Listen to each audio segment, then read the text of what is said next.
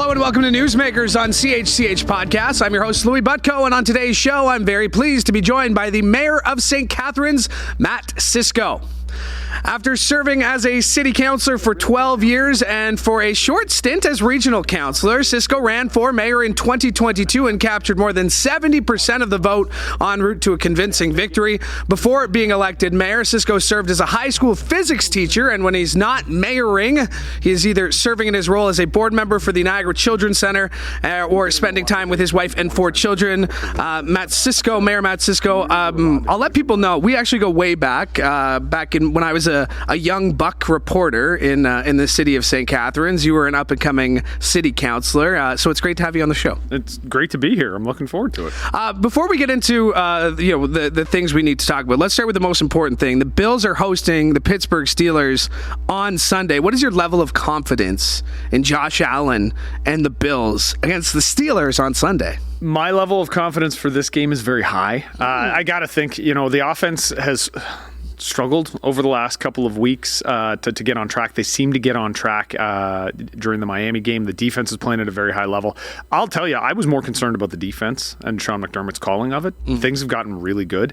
The Bills will be there. James Cook, I just keep saying, let James cook. And we're going to be fine. But Kincaid, Steph Diggs had some catches. I have to feel confident things are going in the right direction. And let's be honest, they've been playing playoff games for a month and a half. This is first round of the playoffs. Sure, this is game 7 where they have to win. And so keep going. Their defense, when you look at how many guys they've missed on defense too, like just the season-ending injuries and, the Tre'Davious Whites and, the games without Micah Hyde, there's just been so many injuries to that defense that the fact that they've come out of it and they held Miami to 0 points in a must-win, not a must-win game, but a big-win game on Sunday was pretty encouraging. Well, this is Matt Milano being out. I kept thinking, when that happened, I just sort of assumed defensively the season might be a little bit over, and to hold that offense, I just Devon A-Chain had some yards, but he just couldn't get it on track. Tua couldn't throw 178. That's, you need your defense playing at that level, and I'm amazed. Guys who I would have been hesitant to see coming onto the field to replace guys, and they've stepped up and done the job. What's your tip for getting through these games though? Because they haven't been easy. None of these Bills games have been easy, right? Even the New England game, you had this idea that maybe it was going to go down the last play. But what's your advice? You've been through stressful times. You've ran mayoral campaigns. You've run provincially. What's your advice to getting through the stress of a Bills game on Sunday? The stress of getting through the Bills game is be somewhere where you can get up and walk out of the room for 10 minutes. I made this comment to someone yesterday. Sometimes I need to get up and leave and come back and hope that things are better. That's just because otherwise I have a Garmin watch which tells me my heart rate, and I see abnormal heart rate detected way too often during Bills games. It is what it is. Just walk away and come back. Let's get into the budget, because before we get to the numbers, what you want to present this year, what you did present in terms of what you see for the budget, this is something that's always been really near and dear to you, right? I mean, again, having known you, having worked in St. Catharines as a reporter, you were doing phone town halls pre-COVID to get people. What is it about the budget that you've always felt the need that I got to have my say in this? Yeah, my first term on council, I served a year on the budget committee, and it was an ad hoc committee at the time. In my second term, I became the budget chair. I carried that through all the way through. Budget is important because ultimately everything stems from where we're putting our dollars, right? Those are our priorities. Those are the services that residents are receiving. And so I wanted to be able to have a say. I've been given a lot of very kind compliments from councillors. Some councillors who don't agree with me on a lot of things, but they'll say that they felt that I have been a good budget chair. I thought when I came into the position as mayor, I'd be stepping away from that role, and I have a lot of respect for Carlos Garcia, the councillor who took over as budget chair. But then the province turned around with the strong mayor legislation, and one of the things they said was, actually, no, the mayor has to be the budget chair and present the budget. So I'm back into that role. It's where we set our priorities, and it's where the rubber hits the road. And this is a conversation I've had with my councillors. We talk about a lot of things, and councillors have very high ideals and everything else. Okay, but then you have to be willing to put your name on the budget line, which is going to fund that ideal. And if you're not willing to take that step, then it's not an ideal. It's not something you actually believe in. And this is been a conversation about this budget year because some of the changes I've made or some of the changes I've proposed as a part of my budget, that there's been pushback and councillors have said, well, we want to do more in the other direction. I said, okay, let's put our names on the amendment and bring it to council. And if council agrees, then that's the direction we're going to go in as a community. But it all boils down to the budget. I think that's why, and I've always had a thing for numbers. I like math. I mean, a physics teacher, physics teacher with an engineering degree, like numbers are a place where I'm comfortable.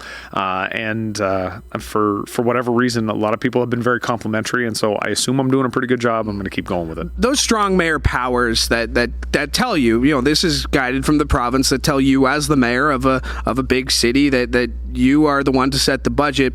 Was that something that they consulted you on? Was that something like that was just kind of thrust upon? Because I went back to June 16th, the day that it was announced, and you said, I really don't see myself using this. Then what is explained, you have to use it as the mayor. Yeah, so I will tell you, it was it was the evening of June 15th. I think I was sitting at a regional council meeting. I knew I had to go to a big city mayor's meeting at Queen's Park the next day.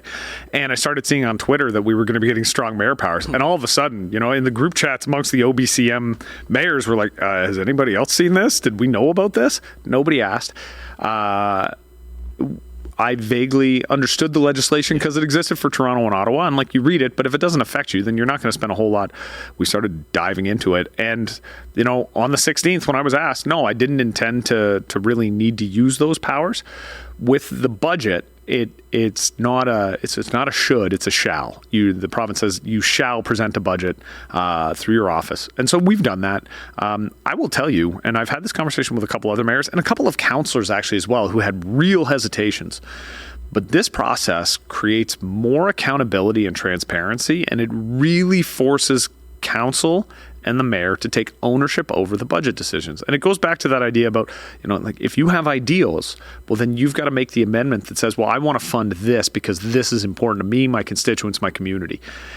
You can't sort of hide behind, well, staff, come back and tell us what. No.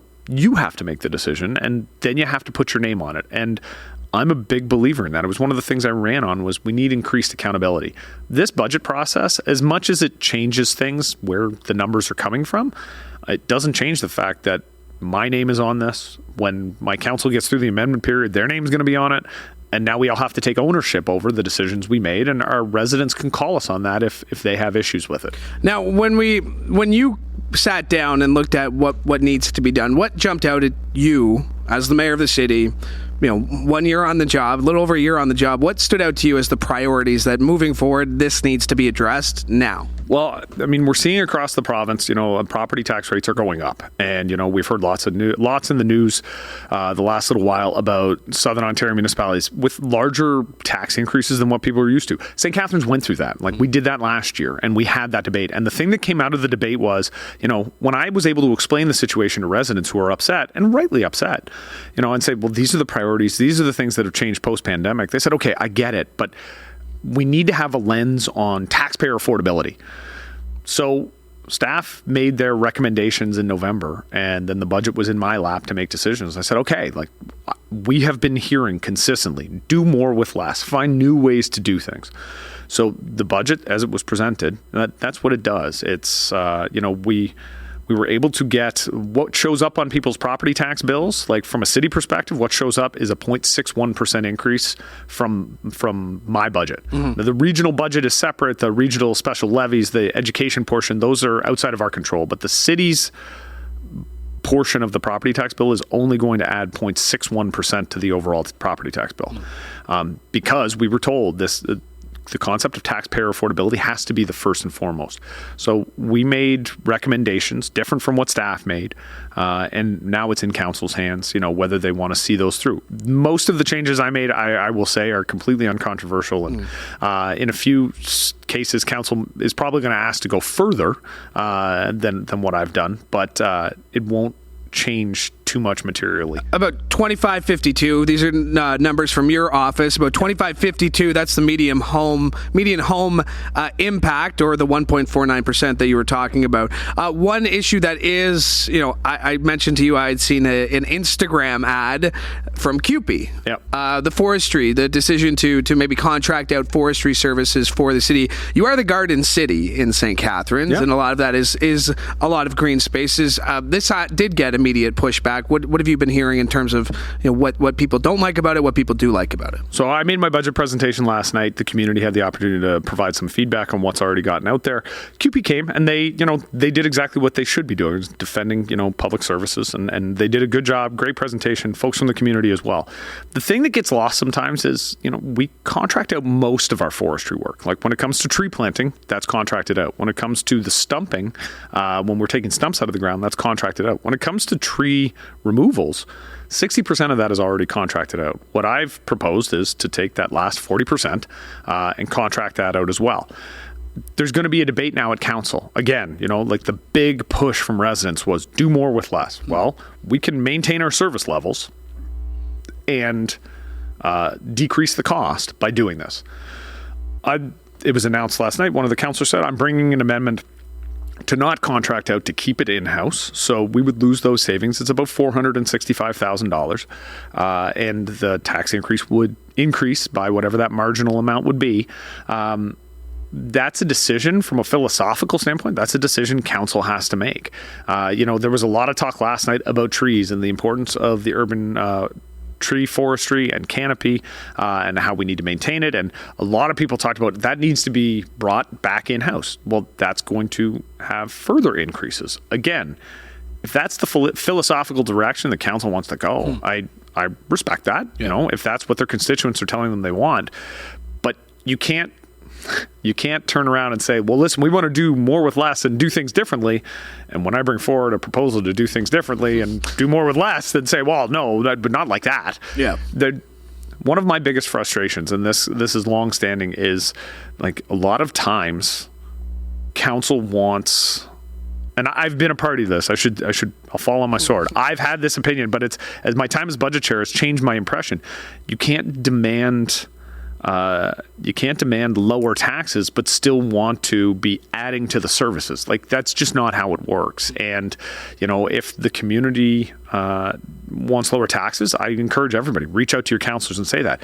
If you're willing to, pay a little bit more to maintain or enhance services, reach out to your councillors and say that. At the end of the day, this budget is going to reflect what the overall feeling is from the community towards council. Yeah. Then this is the first of, you've now started a new multi-year budget process as well. So this 2024, you're not just thinking 2024, you're thinking beyond that right through 2026? Yeah. And so this year, the city levy increase of 1.49%. I think it's slated in the low threes for next year and the year after. Obviously, the region is a completely separate beast, and it's a lot of numbers. And I always try to drill it back to what's your property tax bill going to change? And that's where the 0.61 comes from, right? People get a property tax bill. It's a total amount of money. 1 year it goes up. Yeah. The city's portion of that going up this year is 0.61% if the budget stays the way it is. If council decides to make changes, then that number is going to change. You mentioned the region. That was in the headlines this week as well. There was a governance review meeting yesterday at the Holiday Inn. People from the province coming in, various stakeholders making their cases. Mayors, whether it was the mayor of Pelham, Diodati, I believe you spoke as well. I did. This governance review, and again, as somebody who's been working in news in Niagara for the better half of 10 years, like I've been hearing about this for decades. Are you not just sick of discussing this? Like Hamilton amalgamation, City of Toronto amalgamation, like that, we're talking 20, 30 years ago. Like if the province is going to make a decision, shouldn't they just make one?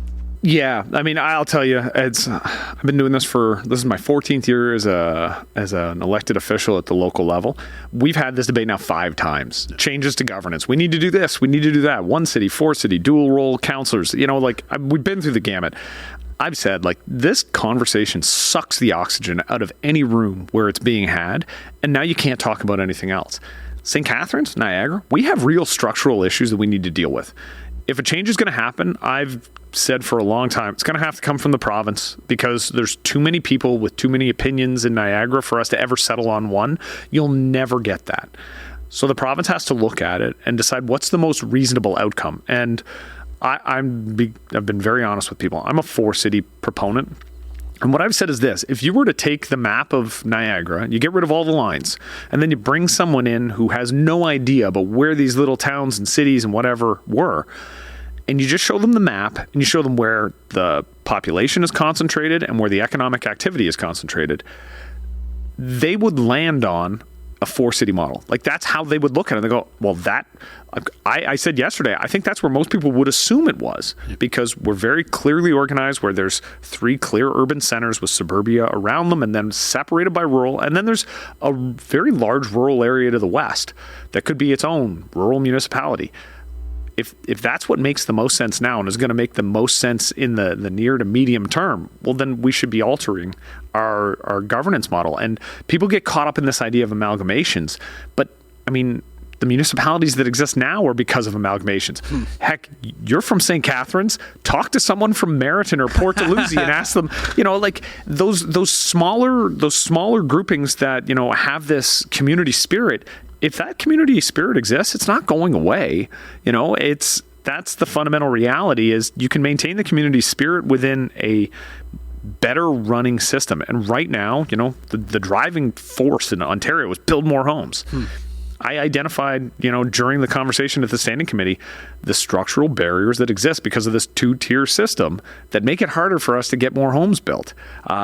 So if we're addressing those, ultimately, that's a good thing for the community. But regardless, if the province came back and said status quo, well, then we accept that. If they come back and say 4 cities, we accept that. If it's 1 city, we accept that. But we got to get on with the other business. The province flip-flopped on their decision to dissolve Peel.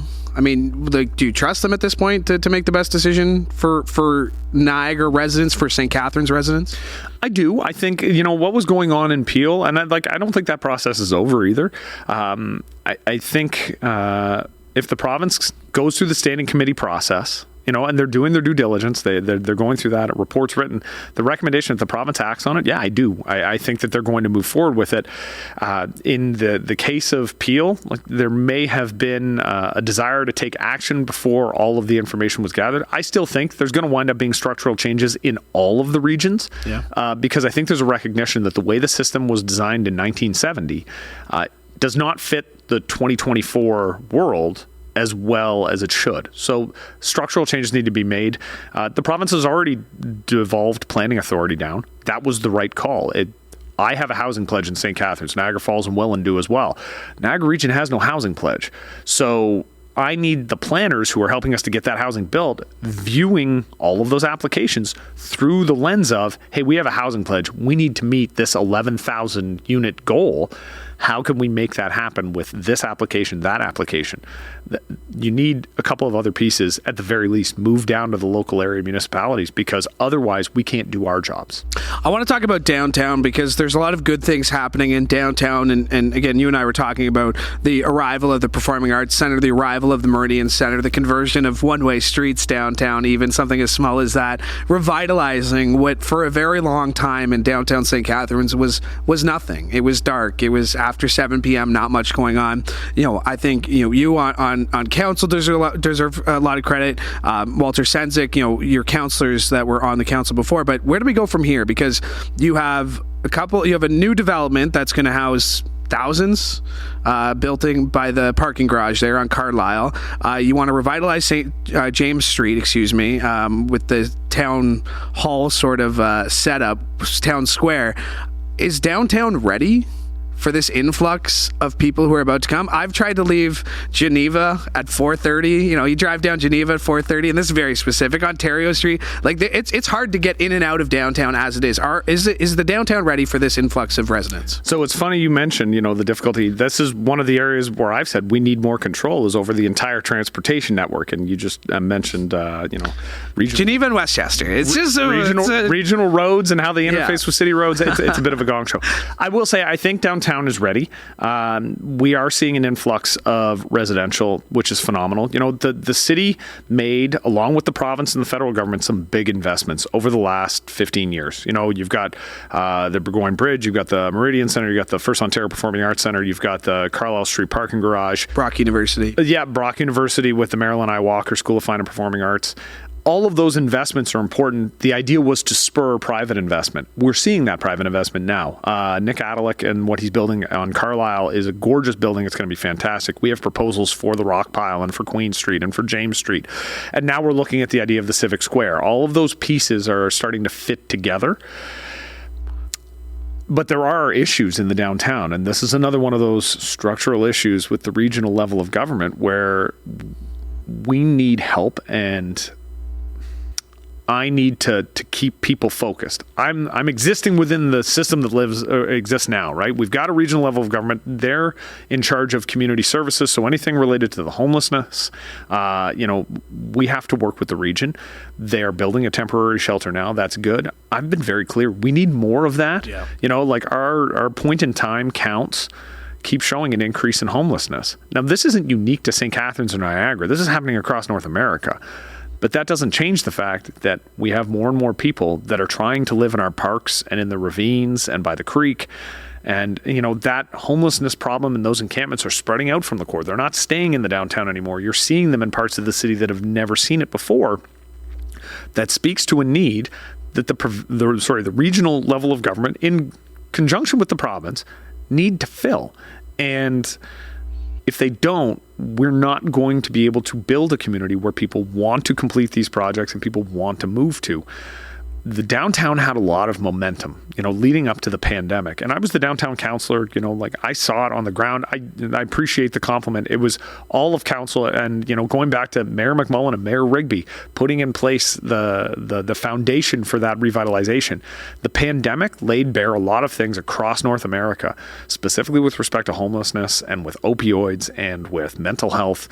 And I don't believe that the levels of government that deal with those issues, the region, but also the province and the feds, I don't think they've caught up to the new reality post-pandemic. And so we need to see more investment from them, and we need to see more energy put towards dealing with the mental health crisis that exists, dealing with the opioid epidemic, which is killing a lot of people, across Ontario, across North America. We're going to keep moving forward at the city level. My council has been very clear. They're going to keep advocating. We're going to keep advocating at the regional, the provincial, the federal level. We need more help. We're starting to see that, when it comes to housing, the feds have their housing accelerator fund, and we've made application to that. We're confident that our application makes sense for how to get housing built in St. Catharines. I've had good conversations with Minister Calandra at Municipal Affairs and Housing at the provincial level. They've been good partners with us, and I think they're going to continue to be. And the truth is, dealing with the governance review and that conversation with the standing committee, members of the opposition, whether they NDP or Liberal, members of the government, the Tories, they all share the same view. Yes, housing has to be the priority. So we all seem to understand what we need to get done.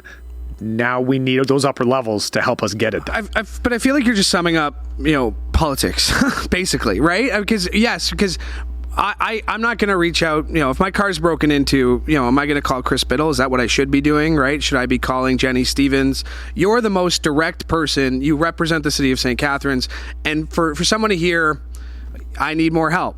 Okay, where do we go? How do we get more help? So what's your message to St. Catharines residents who may not feel safe downtown right now? So I would say, first and foremost, if your car gets broken into, call the cops first, because the NRP is going to be able to handle that most directly. Yeah. But if you want to express the frustration, no, that's what my office is for. And this was a message I got out there during the election campaign. Talk to the mayor. I'm having these conversations. Talk to your councillors who can talk to the mayor. We recognize that we're the most directly accessible level of government, and we need to continue to be. And we can have the conversations with those upper levels of government. But don't forget that a lot of these issues, as much as, yes, I want you to talk to me and tell me what they are, in some cases, I don't have the capacity, the power, the money to be able to deal with them. They are done by other levels of government. To your point, you wouldn't call Chris Biddle about the pothole on your street, but expecting me to be able to fix, the homelessness crisis, which is a North America-wide problem, I'm going to continue to advocate. And I have those conversations on a daily basis. It's my phone calls, it's my meetings with residents talking about these issues. But I make sure people understand, if for us, St. Catharines, to fix the homelessness problem on our own, we can't afford that, and it's a stat which always kind of blows people's minds. For every dollar you spend in taxes, if you're a resident of St. Catharines, 4 cents comes to the city. The other 96 cents, 4 cents goes to the region, and the other 92 then goes to the province and the feds. They have the ability, and there's this old Hazel McCallion quote that gets pulled out all the time. The feds have the money, the province has the power, the cities have the problems. And so we will continue to advocate. I don't want anybody to perceive that as me trying to push it off on other people. We're the front line, so we have to advocate. That's why I want residents to come to their councillors and come to the mayor. Like, we want that information because then we can bring it to our colleagues and say, listen, these are the problems we're facing, and we can't put this on the property tax base. And that's the same whether you're in Burlington or Hamilton or St. Catharines or Niagara Falls or London or Ottawa. We're all facing the same issues. This is why organizations like Big City Mayors in Ontario are really important for our residents, because we can go with a much more united voice on these problems that are existing in every municipality and say, hey, province, hey, feds, you need to help because this isn't getting better. And that's because of a lot of issues that have been created through your levels of government and that only your levels of government have the capacity to fix. All right. What are you optimistic about in this new year? Let's turn the page here. 2024. You got this. Once you get this budget through this budget, what's a reason that you're optimistic as mayor of St. Catharines, but also as a citizen of Canada? What are you optimistic about this year? Okay, let me start with St. Catharines and I'll go on to Canada. I actually have a lot of optimism about this year. I mentioned that we made application to the Housing Accelerator Fund. We're confident that at some point the feds are going to come through with that. We've had good conversations with the province. We need to get those housing units start to get built, and the next year looks really positive. We've had the conversations with developers who've gone through the process. They've gotten their plans through and are ready to build. We know that those are going to start accelerating over the next couple of months. So I'm excited on the housing front because I think we're making big strides there. I do believe we're making some strides when it comes to dealing with some of the social issues. So I'm very positive about that. I think St. Catharines has gone through a difficult time like many other municipalities over the course of COVID, and we're coming out now. I'm looking at my schedule fill up with new businesses that are opening and with anniversaries of businesses that have been around 5, 10, however many years. The business community is rebounding from very difficult years. This is one of those areas, where the federal government specifically needs to make sure they've got their eye on the issues that small businesses face because, loans getting called in, that could cause real difficult problems. But I think we can weather that. If the feds come along with us, we can help small business weather that storm. And like I said, the openings that are coming, I'm very confident that the business community in St. Catharines and in Niagara is rebounding from the difficulties of the last few years. Mayor Siscoe, I appreciate you making the time today. Always. Thank you. My thanks to Mayor Siscoe for joining me today, and my thanks to you as well for joining us here on Newsmakers on CHCH Podcasts. Remember, if you've missed any episodes of this show or any other shows on CHCH Podcasts, you can find us wherever you get your favorite podcasts. That includes a brand new conversation with the leader of the NDP, Marit Stiles. That's available now on Newsmakers, and next week you'll be able to catch my conversations with Bonnie Crombie and Mike Schreiner as well. And as mentioned, Doug Ford, the invitation's still there, Premier, if you'd like to join me as well. But thank you for joining me. Thanks to Mike Corson for directing today's show. And from all of us here at CHCH, I'm Louie Butko. Have a great day.